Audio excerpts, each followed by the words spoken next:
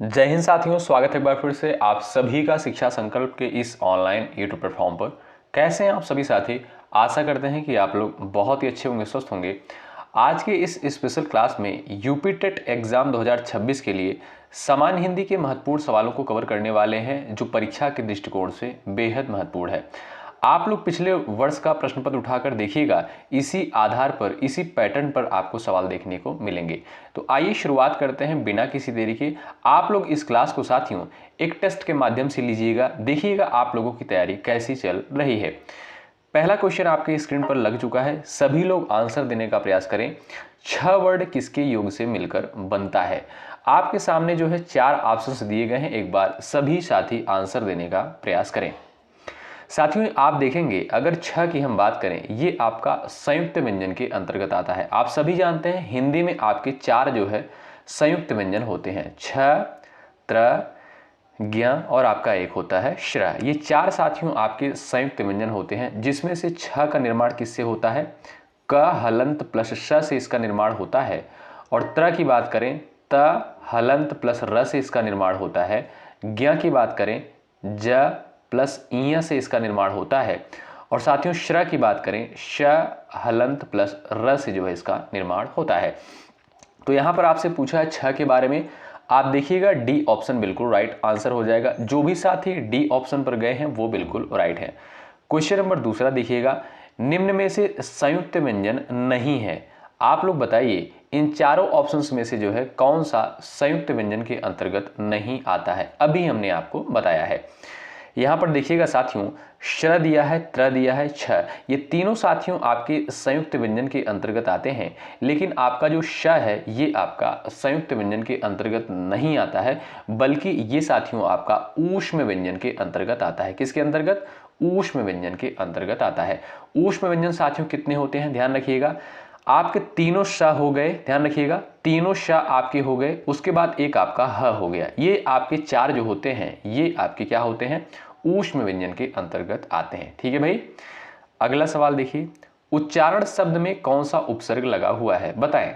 आपका right answer क्या हो जाएगा? क्वेश्चन नंबर 3 का आंसर देने का आप लोग प्रयास करिएगा। उच्चारण शब्द में जो है कौन से उपसर्ग का प्रयोग हुआ है? आप सभी जानते हैं उपसर्ग जो है किसी भी शब्द के प्रारंभ में लगते हैं और जो आपके प्रत्यय होते हैं किसी भी शब्द के अंत में। तो यहां पर आप सभी साथी ध्यान रखिएगा, अगर उच्चारण शब्द को आप लोग अलग करोगे क्या हो जाएगा? उत धन चारण हो जाएगा साथियों। क्या? उत धन चारण हो जाएगा। यानी आपका यहां पर सी ऑप्शन बिल्कुल राइट हो जाएगा, उत उपसर्ग लगा हुआ है। ऑप्शन नंबर 3 वाले साथी बिल्कुल यहां पर करेक्ट हो जाएंगे। सवाल नंबर 4 देखिएगा, स्त्रीलिंग शब्द बताइए। सूचना, अध्याय, मित्र, उपहार, इन चारों शब्द में से आप लोग बताइएगा इसमें से आपका स्त्रीलिंग शब्द कौन सा है? फटाफट आंसर करें आप लोग। आप लोग इस क्लास के माध्यम से अपनी तैयारी को चेक कर पाएंगे कि आप लोगों की तैयारी कैसी हो रही है।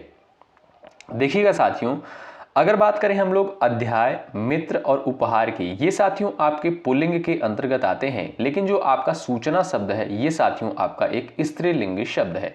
तो ए ऑप्शन आपका बिल्कुल करेक्ट आंसर है।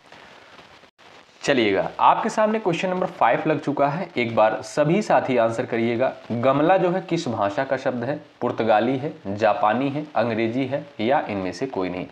क्वेश्चन नंबर 5 का राइट आंसर क्या हो जाएगा? एक बार सभी साथी प्रयास करेंगे। तो जो भी दोस्त जा रहे हैं ऑप्शन नंबर ए पर वो बिल्कुल यहाँ पर करेक्ट हो जाएंगे। साथियों आपका गमला जो है, गमला हो गया आपका। और आल्पीन शब्द जो होता है, आल्पीन, ये भी पेपर में पूछा गया है, ये आपके साथियों पुर्तगाली के अंतर्गत आते हैं। ए ऑप्शन बिल्कुल आपका सटीक और सही उत्तर हो जाएगा। क्वेश्चन नंबर 6 देखिए और आंसर देने का आप लोग प्रयास करिएगा। क्वेश्चन नंबर 6 कहता है, ध्यान से देखिए, वाक जाल शब्द का सही संधिविच्छेद क्या होगा? बताएं। वाक जाल का सही संधिविच्छेद क्या हो जाएगा? फटाफट आप लोग आंसर करें और इसमें संधि कौन सी है ये भी आप लोग बता सकते हो। चलिए, सभी साथी आंसर देने का प्रयास करेंगे। जो भी साथी जा रहे हैं ऑप्शन नंबर 3 पर वो बिल्कुल राइट है। वाक जाल का जो सही संधिविच्छेद हो जाएगा आपका वाक धन जाल हो जाएगा। ऑप्शन नंबर 3 बिल्कुल राइट हो जाएगा। और इसमें अगर आपसे पूछें कि इसमें संधि कौन सी हो जाएगी, आप कहोगे सर ये आपका व्यंजन संधि का एग्जाम्पल है। ऑप्शन नंबर 3 आपका बिल्कुल करेक्ट आंसर है। क्वेश्चन नंबर 7वां देखिएगा दोस्तों। क्वेश्चन नंबर 7 महत्वपूर्ण है, ध्यान से देखें। व्याप्त में कौन सी संधि होगी, बताएं। व्याप्त में जो है कौन सी संधि होगी। अच्छा, इसका संधि विच्छेद क्या हो जाएगा, ये भी आप लोग बता सकते हो, एग्जाम में पूछा गया है सवाल ये।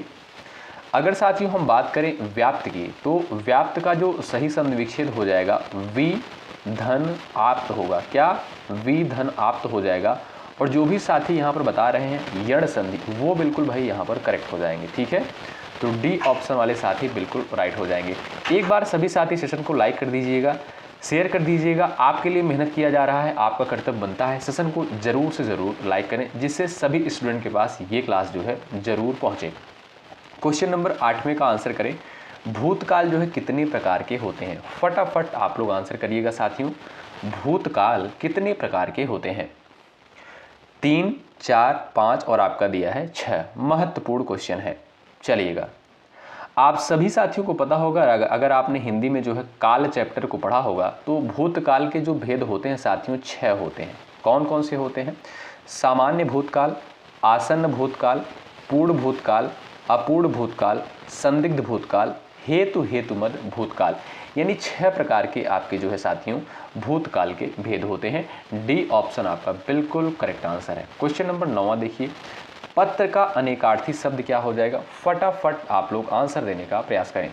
चलिए, पत्र का अनेकार्थी शब्द क्या है, जल है, पत्ता है, वर्षा है और आपका दिया है पर्वत। आपका सही आंसर क्या हो जाएगा, फटाफट आंसर करेंगे साथियों। जो पत्र के जो है अनेकार्थी शब्द होते हैं वो आपका, जैसे पत्ता हो गया, चिट्ठी हो गया साथियों, चिट्ठी हो गया, कागज हो गया, क्या कागज हो गया, पंख हो गया, ये सभी आपके दोस्तों क्या होते हैं, पत्र के अनेकार्थी शब्द हैं। यानी आप कह सकते हो ऑप्शन नंबर बी बिल्कुल करेक्ट आंसर है। क्वेश्चन नंबर 10वां देखिए, आंसर करिए क्वेश्चन नंबर 10 का। उन्मूलन का विलोम शब्द क्या होगा, बताएं। उन्मूलन का विलोम शब्द क्या हो जाएगा, फटाफट आप लोग आंसर देने का प्रयास करिएगा। चलिए साथियों, अगर हम बात करें उन्मूलन शब्द का जो है अर्थ क्या होता है, तो ध्यान रखिएगा, यानी आप कह सकते हो जड़ से नष्ट करना या समाप्त करना, ठीक है। और इसका जो विलोम शब्द हो जाएगा वो हो जाएगा साथियों रोपण करना। आप सभी जानते हैं रोपण का अर्थ ही होता है स्थापना करना, लगाना या स्थापित करना, ठीक है। तो ए ऑप्शन आपका बिल्कुल करेक्ट आंसर है। क्वेश्चन नंबर 11 देखिए, शोषक का विलोम शब्द आप लोग बता दीजिए साथियों। चलिए, महत्वपूर्ण सवाल है आपके सामने, एक बार सभी साथी आंसर करें क्वेश्चन नंबर 11 का, और लास्ट में अपना स्कोर आप लोग जरूर बताइएगा। देखिएगा कितने सवालों को आप लोग बिल्कुल सही करते हैं, काउंट करते हुए आप लोग चलिएगा। क्वेश्चन नंबर 11 का राइट आंसर साथियों क्या हो जाएगा, शोषक का दोस्तों हो जाएगा पोषक। ऑप्शन नंबर डी करेक्ट है, बिल्कुल सिंपल सा क्वेश्चन है। क्वेश्चन नंबर 12 देखिए, यमुना का पर्यायवाची शब्द क्या हो जाएगा, आंसर दीजिए फटाफट आप लोग। चलिए, आपका सही आंसर क्या हो जाएगा बताएं, यमुना का पर्यायवाची शब्द क्या होगा। ऑप्शन आपका ए दिया है साथियों, अर्कजा है, तरंगड़ी है, पुष्कर है, इनमें से कोई नहीं। क्वेश्चन नंबर 12 का आंसर करें सभी लोग साथियों। अगर हम बात करें यमुना शब्द की, तो यमुना के पर्यायवाची कौन कौन से होते हैं, यमुना का पर्यायवाची साथियों जमुना भी होता है, क्या जमुना होता है आपका, अर्कजा हो गया, कृष्णा हो गया, रवि तनया भी होता है, ठीक है। तो यहां पर जो आपका ए ऑप्शन दिया है बिल्कुल करेक्ट आंसर है। क्वेश्चन नंबर 13 देखिए, घर का पर्यायवाची क्या हो जाएगा बताइए। बिल्कुल सिंपल सा क्वेश्चन आपके सामने, एक बार सभी साथी प्रयास करिएगा। चलिए, घर का पर्यायवाची क्या हो जाएगा, विहार, गेह, इला, आश्रम। साथियों, घर के जो पर्यायवाची शब्द होते हैं ध्यान रखें आप लोग, गृह हो गया आपका, क्या गृह हो गया, आलय हो गया साथियों, आलय हो गया, सदन हो गया और आपका गेह भी होता है, ठीक है। तो बी ऑप्शन आपका बिल्कुल करेक्ट आंसर है। क्वेश्चन नंबर 14 देखिए, तन पर नहीं लगता पान खाए अलबत्ता, इसका अर्थ क्या हो जाएगा। ये कहावत आपने गांव में बहुत सुनी होगी। एक बार क्वेश्चन नंबर 14 का आप लोग आंसर करें फटाफट बताएं। झूठा दिखावा करना, रोब डालना, बहुत गरीब होना, बहुत धनी होना। फटाफट आप लोग आंसर करें। तन पर नहीं लगता पान खाए अलबत्ता, इसका अर्थ क्या हो जाएगा। चलिए, सभी साथी आंसर करेंगे क्वेश्चन नंबर 14 का। जो भी साथी जा रहे हैं ऑप्शन नंबर ए पर वो बिल्कुल राइट है, झूठा दिखावा करना, ए ऑप्शन बिल्कुल करेक्ट आंसर है। कान काटना मुहावरे का अर्थ क्या हो जाएगा? क्वेश्चन नंबर 15 स्क्रीन पर आंसर करिए आप लोग। कान काटना मुहावरे का सही अर्थ क्या हो जाएगा? सभी साथियों का आंसर आना चाहिए। चतुर होना, मूर्ख, धनी होना, विनम्र होना, इनमें से कोई नहीं। चलिए, तो जो भी दोस्त बता रहे हैं ऑप्शन नंबर ए वो बिल्कुल राइट हो जाएंगे। कान काटना इसका अर्थ हो जाएगा साथियों चतुर होना। ए ऑप्शन करेक्ट हो जाएगा। अरबी शब्द कौन सा है बताइए? अजीब, अफसोस, सरकार, कोई नहीं, बताएं। इसमें आपका सही आंसर क्या हो जाएगा? फटाफट आप लोग आंसर देने का प्रयास करिएगा। सभी लोग आंसर देने का प्रयास करें। सवाल नंबर 16 का अरबी शब्द इसमें से आपका कौन सा हो जाएगा? अजीब है, अफसोस है, या आपका दिया है सरकार, बताएं। तो यहां पर अगर आप दोस्तों देखेंगे, अजीब क्या है? ये आपका अरबी भाषा का शब्द है, और अफसोस और सरकार ये आपका साथियों फारसी भाषा का शब्द है। ठीक है, तो ए ऑप्शन वाले दोस्त यहां पर बिल्कुल करेक्ट हो जाएंगे। सवाल नंबर यहां पर 17 देखिएगा। तद्भव शब्द को यहां पर आपको पहचानना है। पृष्ठ, शिला, लज्जा और आपका दिया है पंख, बताइए इसमें से साथियों आपका तद्भव शब्द कौन सा हो जाएगा? सभी साथी आंसर करेंगे। चलिए बताएं यहां पर आपका करेक्ट आंसर क्या है? सभी साथी आंसर करें। अगर बात करें साथियों यहां पर तद्भव शब्द की, जो भी साथी जा रहे हैं ऑप्शन नंबर डी पर वो बिल्कुल राइट हो जाएंगे। पंख एक आपका साथियों तद्भव शब्द है, इसका तत्सम क्या होगा? पक्ष होता है। ठीक है, तो डी ऑप्शन आपका बिल्कुल करेक्ट आंसर है। सवाल नंबर 18 का आंसर करें। अखरोट का तत्सम क्या होगा बताइए? क्वेश्चन नंबर 18 का आंसर बताएं आप लोग, फटाफट आंसर करिए। क्वेश्चन नंबर 18 का करेक्ट आंसर क्या है? अखरोट का तत्सम क्या हो जाएगा बताइए। महत्वपूर्ण सवाल है और कई परीक्षा में ये सवाल पूछा जा चुका है। अक्षोट दिया है, अक्षवाट दिया है, अक्षरोट है, इनमें से कोई नहीं, तो ए ऑप्शन आपका राइट हो जाएगा। अखरोट साथियों ये आपका एक तद्भव शब्द है, इसका तत्सम हो जाता है अक्षोट। ए ऑप्शन राइट है। सवाल नंबर 19 देखिएगा। और भाई लाइक की संख्या आप लोग बढ़ाते चलें। ठीक है, इसमें आपका कोई चार्ज, कोई पैसा नहीं लगता है। हाँ, हमारा भी मनोबल बढ़ता है, आपके लिए बेहतर कंटेंट लाने का प्रयास करते हैं, और इसी तरीके से हम आपके साथ जो है मेहनत करते रहेंगे जब तक आपका जो है एग्जाम नहीं हो जाता। तिलक किस प्रकार का शब्द है बताएं? फटाफट आंसर करें आप लोग। चलिए क्वेश्चन नंबर 19 का आंसर बताइएगा। चलिए प्रयास करिएगा, और बड़ा ही इंपॉर्टेंट सवाल है परीक्षा के दृष्टिकोण से। तद्भव है, संकर है, देशज है, या आपका दिया है तत्सम। अच्छा, कुछ लोग बता रहे होंगे भाई ऑप्शन नंबर ए तद्भव, लेकिन उनका आंसर बिल्कुल गलत हो जाएगा। ठीक है, तिलक जो साथियों ये आपका एक तत्सम शब्द है। क्या ये आपका तत्सम शब्द होता है? इसका तद्भव जो होता है दोस्तों वो होता है आपका टीका। क्या? टीका इसका जो है तद्भव शब्द होता है। क्वेश्चन नंबर 20, कौन सा शब्द जो है सही है बताएं? इसमें जो है विरहिणी कौन से विकल्प में बिल्कुल सही लिखा गया है? सभी साथियों का आंसर आना चाहिए। चलिए, विरहिणी का मतलब आप जानते होंगे साथियों, विरह में रहने वाली स्त्री, यानी आप कह सकते हो यहां पर राइट आंसर क्या हो जाएगा बताइए? विरहिणी का ए ऑप्शन बिल्कुल राइट होगा। ऑप्शन नंबर ए में बिल्कुल राइट लिखा गया है। अगला सवाल, कबीर दास जी का भाषा जो है कौन सा था बताइए? सदुक्कड़ी, कन्नौजी, खड़ी बोली, और आपका दिया है ब्रज। फटाफट आंसर करें आप लोग। चलिए क्वेश्चन नंबर 21 का राइट आंसर क्या हो जाएगा? आप देखिएगा साथियों, कबीर दास जी की जो भाषा थी वो थी आपकी सदुक्कड़ी। ए ऑप्शन आपका जो दिया है बिल्कुल सही आंसर होगा। क्वेश्चन नंबर 22 देखिए, मोक्ष की इच्छा रखने वाले को क्या कहते हैं बताएं? क्वेश्चन नंबर 22 का राइट आंसर क्या है? मोक्ष की इच्छा रखने वाला, यानी मुक्ति चाहने वाला। उसके लिए एक सटीक शब्द आपका क्या हो जाएगा? चलिए, तो जो भी साथी यहां पर ए ऑप्शन पर क्लिक कर रहे हैं वो भाई बिल्कुल राइट हो जाएंगे। ए ऑप्शन आपका बिल्कुल राइट आंसर है। क्वेश्चन नंबर नेक्स्ट देखिए, अभिज्ञ का अर्थ क्या होता है? कई बार एग्जाम में पूछा गया है और कई परीक्षाओं में ये सवाल आ चुका है, बताएं। चलिए आपका राइट आंसर क्या है फटाफट बताएं। अभिज्ञ का अर्थ क्या होता है? जानने वाला, न जानने वाला, अधिक जानने वाला, इनमें से कोई नहीं। चलिए आपका राइट आंसर साथियों क्या हो जाएगा? तो जो भी साथी बता रहे हैं जानने वाला वो बिल्कुल यहां पर करेक्ट हो जाएंगे।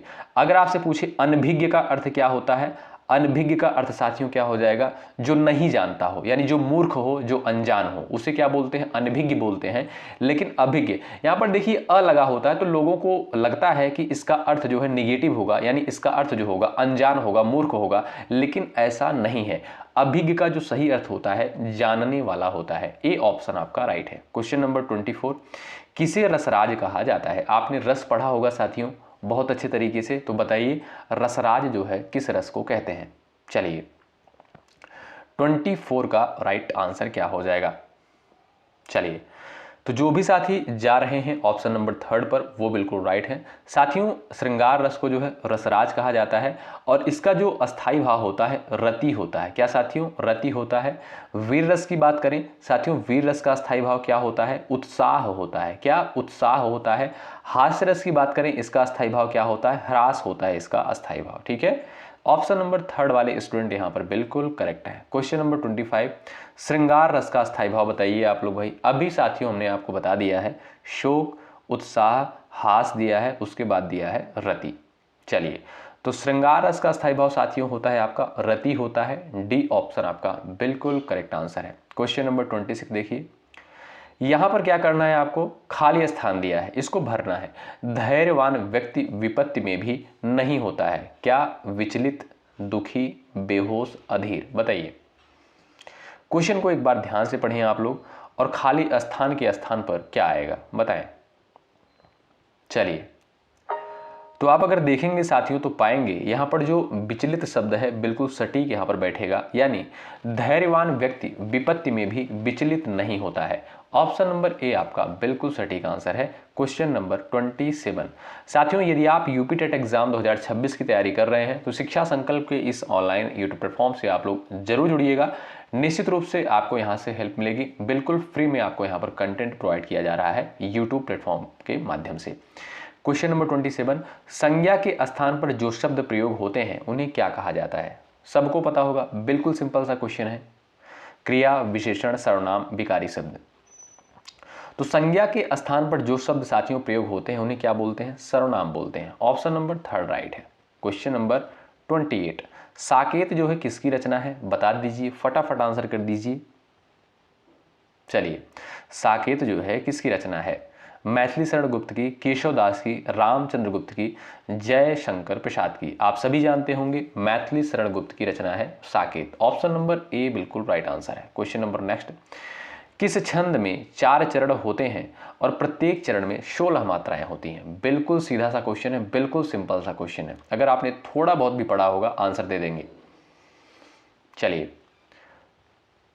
सभी लोग आंसर करें। जो भी साथी जा रहे हैं चौपाई छंद पर वो बिल्कुल यहाँ पर राइट है। यहाँ पर साथियों प्रत्येक चरण में जो है 16 मात्राएं होती हैं। ऑप्शन नंबर आपका यहाँ पर बिल्कुल राइट आंसर हो जाएगा। तो साथियों इसका जो राइट आंसर हो जाएगा ऑप्शन नंबर 3 चौपाई छंद। अगला सवाल देखिएगा, रौद्र रस का अस्थायी भाव क्या होता है? बता दीजिएगा आप लोग। क्रोध है, उत्साह है, विस्मय है और आपका दिया है भय। सभी साथी आंसर करेंगे क्वेश्चन नंबर 30 का। और रौद्र रस का जो है अस्थायी भाव क्या होता है बताएं। तो जो भी साथी यहां पर जा रहे हैं ऑप्शन नंबर ए पर वो बिल्कुल यहां पर करेक्ट हो जाएंगे। साथियों रौद्र रस का अस्थायी भाव आपका क्रोध होता है। ए ऑप्शन बिल्कुल करेक्ट होगा। क्वेश्चन नंबर 31 देखिएगा, निम्न में से कौन सा वर्ड जो है अघोष हो जाएगा बताएं। त है, र है, ल है और आपका दिया है ढ। इसमें से आपका करेक्ट आंसर क्या हो जाएगा? सभी साथी बताएं। चलिएगा कोशिश करिएगा आंसर देने के लिए फटाफट आप लोग। इसमें आपका करेक्ट आंसर क्या है? तो ए ऑप्शन साथियों बिल्कुल राइट आंसर है। त क्या है? ये आपका अघोष के अंतर्गत आ जाएगा। ज्ञ वर्ड जो है किन वर्णों के योग से मिलकर बना हुआ है? साथियों हमने शुरुआत में ही आपको बता दिया था। ज्ञ क्या है? ये आपका संयुक्त व्यंजन के अंतर्गत आता है। इसका निर्माण ज हलंत प्लस ईया से होता है। आपका डी ऑप्शन जो दिया है बिल्कुल राइट आंसर है। क्वेश्चन नंबर अगला देखें, क्वेश्चन नंबर 33, सदाचार में जो है कौन सा उपसर्ग होगा बताएं। क्वेश्चन नंबर 33 का आंसर क्या हो जाएगा? सदाचार में जो है आपका कौन सा उपसर्ग लगा हुआ है? चलिए साथियों जब आप लोग सदाचार शब्द को अलग करोगे क्या हो जाएगा? सत प्लस आचार हो जाएगा। क्या? सत प्लस आचार हो जाएगा, ध्यान रखें। और आप देखिएगा यहाँ पर जो उपसर्ग हो जाएगा ऑप्शन नंबर बी करेक्ट हो जाएगा। सत, बी ऑप्शन आपका राइट है। ठठेरा शब्द का स्त्रीलिंग बता दीजिएगा आप लोग। ठठेरा का साथियों स्त्रीलिंग शब्द क्या हो जाएगा? एक बार सभी साथी कोशिश करें, राइट आंसर आपका क्या हो जाएगा? चलिए तो यहाँ पर जो भी साथी जा रहे हैं ऑप्शन नंबर ए पर वो बिल्कुल राइट हो जाएंगे। ठठेरा का स्त्रीलिंग साथियों ठठेरिन होता है। अगला सवाल, तथैव शब्द का सही संधि विच्छेद क्या हो जाएगा और इसमें साथियों संधि कौन सी है, एक बार सभी साथी बताएं। क्वेश्चन नंबर 35 का आंसर करें। तथैव का जो है सही संधि विच्छेद क्या हो जाएगा और इसमें संधि कौन सी है ये भी आप लोग बताइएगा। चलिए आप देखिएगा दोस्तों, तथा धन एव हो जाएगा। क्या तथा धन आपका एव होता है इसका संधि विच्छेद। आप देखिएगा ए ऑप्शन बिल्कुल राइट आंसर है। डबल मात्रा लगा है, आप कहोगे सर वृद्धि संधि है, ए ऑप्शन आपका बिल्कुल करेक्ट है। लाभ हानि शब्द में यहाँ पर कौन सा समास है बताएं। चलिएगा लाभ हानि शब्द में जो है कौन सा समास हो जाएगा, फटाफट आप लोग आंसर करिएगा। तो यहाँ पर साथियों आप देखिएगा इनमें से कोई नहीं, ऑप्शन नंबर डी बिल्कुल करेक्ट हो जाएगा। साथियों लाभ हानि क्या है, इसमें देखिएगा दोस्तों दोनों पद की प्रधानता है, यानी द्वंद्व समास इसमें हो जाएगा आपका। द्वंद्व समास में आप सभी जानते हैं दोनों पद प्रधान होते हैं, यानी लाभ का अर्थ अलग है, हानि का अलग अर्थ निकल रहा है, यानी आप कह सकते हो दोनों पद प्रधान है। ऑप्शन नंबर डी करेक्ट हो जाएगा, इनमें से कोई नहीं, क्योंकि इसमें द्वंद्व समास है। अगला सवाल, मीरा जोर से हंसी, इस वाक्य में कौन सी क्रिया है बताएं। फटाफट आंसर करें भाई। मीरा जोर से हंसी, इसमें जो है कौन सी क्रिया है, सकर्मक है कि अकर्मक क्रिया है बताएं। आप देखिएगा साथियों यहाँ पर जो आपका राइट आंसर क्या हो जाएगा भाई, एक बार सभी साथी बताएं। जो भी साथी सेकंड ऑप्शन पर क्लिक कर रहे हैं वो बिल्कुल राइट है, अकर्मक क्रिया का एग्जाम्पल है। शंख और चंद्रमा किस शब्द की अनेकार्थी हैं बताएं। शंख और चंद्रमा किस शब्द के जो है अनेकार्थी होते हैं, फटाफट आप लोग आंसर दीजिएगा। अब्ज अली जल स्वर्ग, तो यहाँ पर साथियों आप देखिएगा अब्ज जो दिया है बिल्कुल आपका राइट आंसर है, ए ऑप्शन बिल्कुल करेक्ट हो जाएगा। न्यून शब्द का विलोम क्या हो जाएगा बता दीजिए आप लोग दोस्तों। न्यून शब्द का विलोम क्या हो जाएगा फटाफट बताएं। न्यून यानी आप कह सकते हो मिनिमम यानी कम, ठीक है, और इसका जो विलोम शब्द हो जाएगा साथियों वो हो जाएगा अधिक। ऑप्शन नंबर बी वाले दोस्त यहाँ पर बिल्कुल राइट है। क्वेश्चन नंबर नेक्स्ट है, विष्णु शब्द का पर्यायवाची क्या हो जाएगा बता दीजिए फटाफट। चलिए विष्णु शब्द का पर्यायवाची क्या हो जाएगा साथियों। विष्णु के जो पर्यायवाची होते हैं, जनार्दन होता है आपका साथियों, गोविंद होता है, हरि होता है, ये सभी आपके जो है विष्णु शब्द के पर्यायवाची होते हैं। सब्ज बाग दिखाना, इस मुहावरे का अर्थ क्या हो जाएगा फटाफट बताएं। प्रलोभन देना, किसी को भयभीत करना, साग सब्जी के बाग, इनमें से कोई नहीं। चलिए सब्ज बाग दिखाना, इस मुहावरे का जो सही अर्थ हो जाएगा, जो भी दोस्त बता रहे हैं प्रलोभन देना, वो बिल्कुल यहाँ पर राइट है, ए ऑप्शन आपका बिल्कुल सही उत्तर है। करपट शब्द का तद्भव रूप क्या हो जाएगा बताओ भाई। करपट क्या है साथियों, ये आपका एक तत्सम शब्द है, इसका तद्भव रूप क्या होता है, कतरना, कपाट, कपड़ा, कपट। ऑप्शन नंबर थर्ड राइट है, कपड़ा इसका तद्भव रूप हो जाएगा। अगला सवाल, कौन सा शब्द जो है तत्सम नहीं है बताएं। मयूर, सफेद, शीर्ष, क्षीर, इसमें साथियों आपका जो है तत्सम कौन सा शब्द जो है नहीं है, सभी साथी आंसर करिएगा। चलिए बताएं। आप देखेंगे दोस्तों यहाँ पर आपका जो सफ़ेद दिया है ये आपका एक तद्भव शब्द है, बाकी मयूर, शीर्ष और क्षीर ये सभी साथियों आपके तत्सम के अंतर्गत आएंगे। ऑप्शन नंबर बी आपका राइट है। शुद्ध शब्द इसमें से आपका कौन सा है, चलिए धोबिन में कौन से विकल्प में बिल्कुल राइट लिखा गया है। क्वेश्चन नंबर 44 का आंसर दीजिएगा आप लोग। चलिएगा फटाफट आंसर करें। जो भी साथी यहाँ पर जा रहे हैं ऑप्शन नंबर थर्ड पर वो बिल्कुल राइट है, धोबिन ऑप्शन नंबर थर्ड में बिल्कुल राइट लिखा गया है। और ये साथियों आज की क्लास का लास्ट सवाल है, अशुद्ध वाक्य कौन सा है, इसमें से बताइएगा साथियों। इसमें जो है आपका अशुद्ध वाक्य कौन सा है, उसमें बचपना है, उसमें बचपन है, वह बचपन से नटखट है, तुम बचपन से सीधे हो। क्वेश्चन नंबर 45 का राइट आंसर बताइएगा। जो भी साथी सबसे पहले आंसर करेंगे उनका आंसर कमेंट बॉक्स में पिन कर दिया जाएगा, ठीक है।